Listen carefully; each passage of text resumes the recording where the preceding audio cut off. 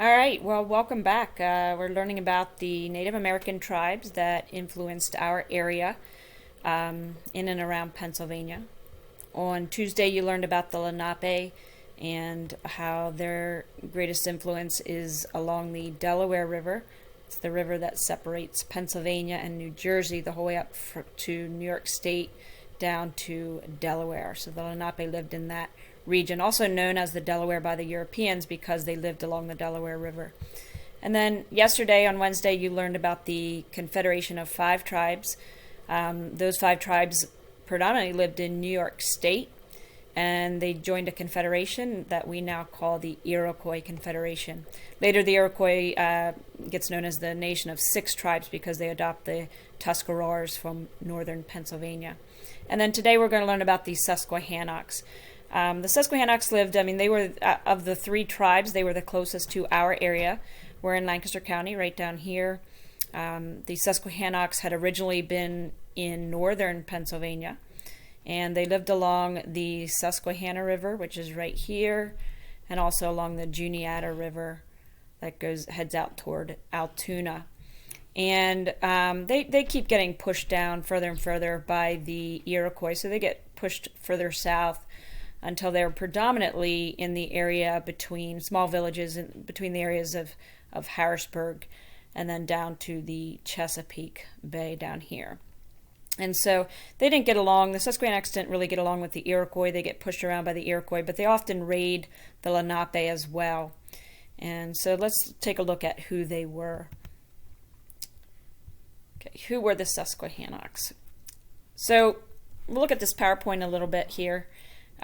Susquehannocks, they were a tribe, not large in stature, but not large in numbers. They had about 10,000 living along the Susquehanna, Juniata, and Conestoga rivers. They were often raided by the Iroquois, which is why they keep getting pushed down further and further down to the southern end of the Susquehanna River. They raided the Lenape. The Lenape called them Minquas, which is not a pleasant term. So they didn't get along very well with the two tribes to their north and their east. And eventually they do come into contact with Europeans. They will trade with the Europeans, and they'll start to lose some of that trade as well, which is also going to hurt the Susquehannocks. We'll look at John Smith a little bit later here and why he called them giants. The largest of the villages of the Susquehannocks was a village in present-day Washington Borough, which is Penn Manor School District. And they had about 5,000 living there, and the rest were then scattered in smaller villages along the Juniata and Susquehanna rivers. What happens to them over time? They were pretty strong prior to European contact, but after European contact, they're going to suffer through disease, war with their Native American neighbors, mostly because they want to force the issue of trade with the Europeans, and so they get into fights with the other Native Americans. And then they start to lose some of their trade partners, and so economically they started to suffer. And so they eventually become extinct to the point where only a handful were left, and they, a couple of the handful that was left is going to mix with, join together with some, Iroquois, a couple of the Iroquois Native Americans and some other smaller tribes that also faced extinction, and they will join a very small force, and they will set up a village in present-day Conestoga, not too far from where we are right now, and they'll live out their life there until finally you can see that they are murdered. The rest of them are murdered in Lancaster, and we're going to look at in the second screencast, we'll look at what happens to them and why they were murdered in Lancaster City. So let's look at what John Smith wrote down as his account of the Susquehannocks. John Smith, you'll learn about next week. He was a captain of Jamestown. Jamestown was the first of the successful English colonies. And, he was the governor at one point, and he was supposed to be governing, but he really liked exploring. That's what he liked to do. And he wrote everything down, and he took a small band of Englishmen, and they got into canoes, and they started sailing up the James River and then eventually made their way to the Susquehanna River, and they wrote down about everything.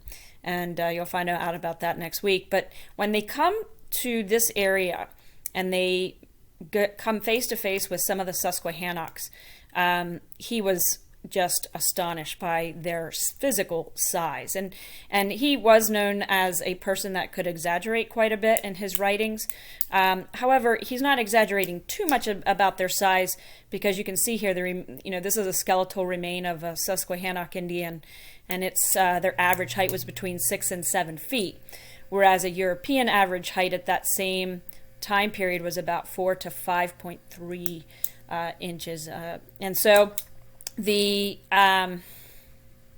account that he wrote down in his journals is down here below, and you'll see that it's not easy to read. Even though it's in English, they spell things differently, and they talk differently. So I'm going to read that to you, but listen to how he describes the Susquehannocks. It says, 60 of those Susquehannocks came to us.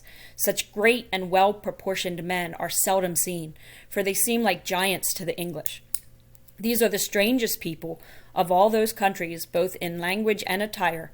For their language it may well beseem their proportion sounding from them as a voice in a vault. Their attire is skins of bears and wolves. Some have cassocks made of bears' heads and skins. The half-sleeves coming to the elbows were the heads of bears, and the arms through the open mouth. One had the head of a wolf hanging from a chain for a jewel, with a club suitable to his greatness, sufficient to beat out one's brains. 5 of their chief wereounces came aboard us. The greatest of them, his hair, the one side was long, and the other shorn close, with a ridge over his crown like a coxcomb.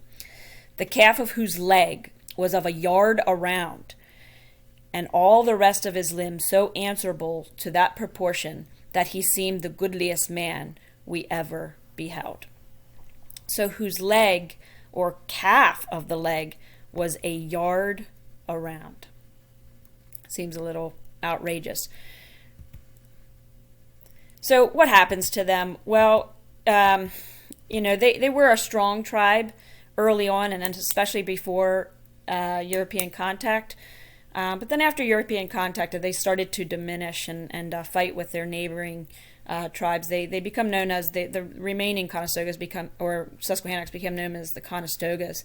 And in the next screencast, we're going to learn about what happened to them in Lancaster.